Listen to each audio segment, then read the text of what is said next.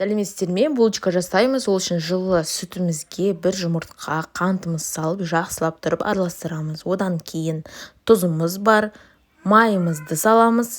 Барлығын жақсылап араластырып, ұнымызды қосып, дрожжиімізді қосамыз. Ұнымызды қосып, қамырымызды илеп бастаймыз.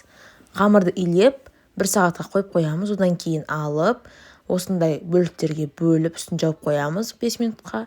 Одан кейін алып, мен осылай түйдім. Өздеріңіз қалағанша түйсеңіздер болады.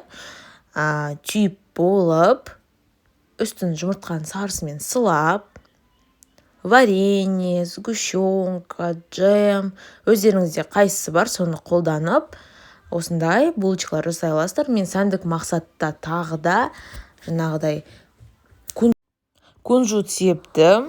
Енді духовкаға салып 180 градуста 30-35 минутта піседі. Өте жұмсақ, дәмді, күшті булочки болып шығады. Жасап көресіздер деген үміттемін. Барлықтарыңызға рахмет.